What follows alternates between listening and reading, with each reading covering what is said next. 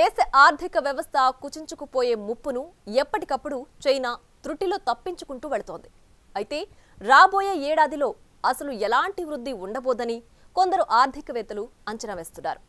కొన్ని దేశాల మాదిరి చైనాలో మాంద్యం విపరీతంగా కనిపించకపోయినా ఇటు దేశీయంగా అటు అంతర్జాతీయంగా వస్తువుల డిమాండ్ తగ్గిపోవడం లాంటి సమస్యలు చైనాను వేధిస్తున్నాయి. ఈ పరిస్థితి భారతదేశానికి బాగా కలిసొచ్చింది.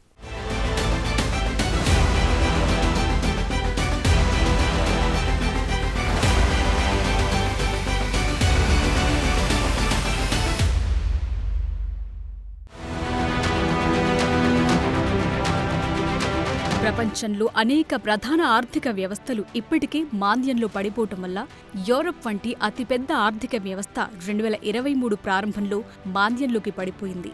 2023 ద్వితీయార్థంలో జపాన్, బ్రిటన్ ఆర్థిక వ్యవస్థలు కూడా మాంద్యంలోకొస్తాయని గణాంకాలు వెల్లడించాయి.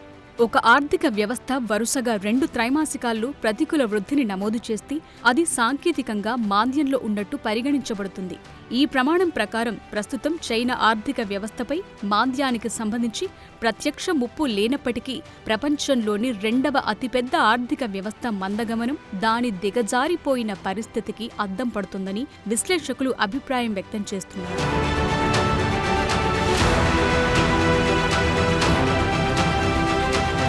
దీని ఫలితంగా గోల్డ్మన్ సాక్స్ గ్రూప్ ఇంక్, మోర్గాన్ స్టాన్లీ వంటి వాల్ స్ట్రీట్ దిగ్గజాలు సైతం భారతదేశాన్ని రాబోయే దశాబ్దానికి ప్రధాన పెట్టుబడి గమ్యస్థానంగా ఆమోదించాయి. చైనా నుండి వెళుతున్న నగదులో ఎక్కువ భాగం ఇప్పుడు భారతదేశం వైపు మళ్లుతోందని పేర్కొన్నాయి.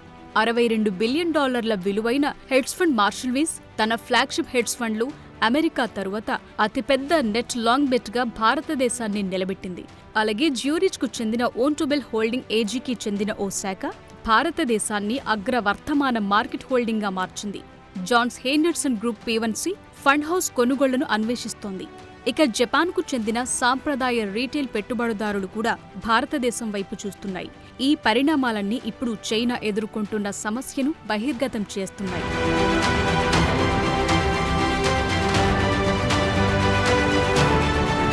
ఇప్పుడు ఆసియాలోని 2 గొప్ప శక్తుల విరుద్ధమైన పంథాలను అంతర్జాతీయ పెట్టుబడిదారులు నిశితంగా గమనిస్తున్నారు. ప్రపంచంలోనే అత్యంత వేగంగా అభివృద్ధి చెందుతున్న ప్రధాన ఆర్థిక వ్యవస్థ అయిన భారతదేశం చైనా నుండి దూరంగా ప్రపంచ మూలధనాన్ని, సరఫరా మార్గాలను ఆకర్షించే ప్రయత్నంలో మౌలిక సదుపాయాలను విస్తృతంగా విస్తరించింది. మరోవైపు చైనా దీర్ఘకాలిక ఆర్థిక ఇబ్బందులతో పాశ్చాత్య దేశాల నేతృత్వంలో విస్తృతమైన చీలికను ఎదుర్కొంటోంది. అందులోనూ పెట్టుబడిదారులు గతకాలపు చైనాను పోలి ఉండే మార్కెట్ను భారతదేశంలో చూడటం విశేషం. భారతదేశ ఆర్థిక వృద్ధికి దాని స్టాక్ మార్కెట్ విలువకు దగ్గరి సంబంధం ఉందని చరిత్ర చూపిస్తోంది. అయితే ఇండియా 7% వద్ద విస్తరించడం కొనసాగితే మార్కెట్ పరిణామం కనీసం ఆ రేటుతో సగటున పెరుగుతుందని అంచనా వేస్తున్నారు. ఈ క్రమంలో గత 2 దశాబ్దాల్లో స్థూల దేశీయోత్పత్తి, మార్కెట్ క్యాపిటలైజేషన్ ఏకంగా 500 బిలియన్ల నుండి 3.5 ట్రిలియన్లకు పెరిగినట్టు తెలుస్తోంది.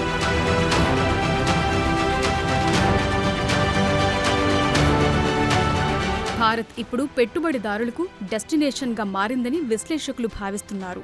అందుకే యుఎస్ ఎక్స్చేంజ్ ట్రేడెడ్ ఫండ్ మార్కెట్లు భారతీయ స్టాక్లను కొనుగోలు చేసే ప్రధాన ఫండ్ 2023 చివరి త్రైమాసికంలో రికార్డ్ ఇన్ఫ్లోలను పొందింది. ఈపీఎఫ్ఆర్ డేటా ప్రకారం 2022 నుండి చైనా తీసిన ప్రతి డాలర్కు భారతదేశంలో పనిచేయటానికి యాక్టివ్ బాండ్ ఫండ్స్ 50 సెంట్లు పెరిగింది. జనవరి మధ్యలో భారతదేశం కొంతమేరకు హాంకాంగ్ను అధిగమించి ప్రపంచంలోని 4వ అతిపెద్ద ఈక్విటీ మార్కెట్గా అవతరించింది. మోర్గాన్ స్టాన్లీ ప్రకారం 2030 నాటికి భారతదేశం స్టాక్ మార్కెట్ 3వ అతిపెద్ద మార్కెట్గా మారుతుందని అంచనా వేసింది.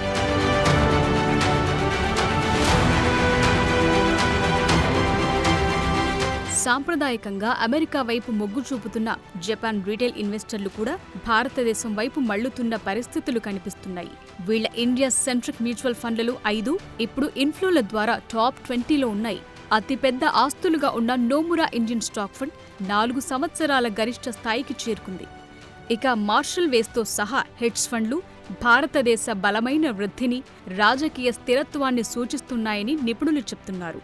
అయితే ప్రత్యర్థి చైనాతో పవర్ డైనమిక్స్ను మార్చడాన్ని భారత్ పెట్టుబడిగా పెట్టుకుందన్న విషయం ఇక్కడ స్పష్టంగా తెలుస్తోంది.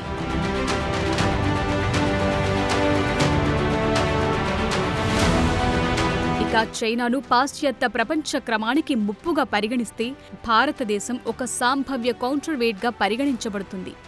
ఇప్పుడు అంతర్జాతీయ వేదికలపై చైనాకు ఉత్పాదక ప్రత్యామ్నాయంగా భారత్ కనిపిస్తోంది. అమెరికా వంటి దేశాలు భారతదేశ పన్ను విధానాలను విమర్శించినప్పటికీ భారతదేశంతో బలమైన వ్యాపార సంబంధాలను కలిగి ఉండవలసిన అవసరాన్ని గుర్తిస్తున్నాయి.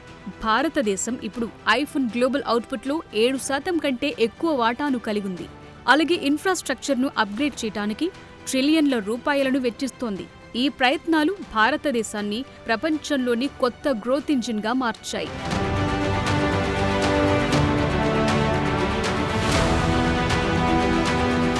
భారతదేశం అనేక మందిని డిజిటల్ మార్కెట్ ప్లేస్లోకి తీసుకురావడానికి పలు సాంకేతిక వ్యవస్థలను నిర్మిస్తోంది.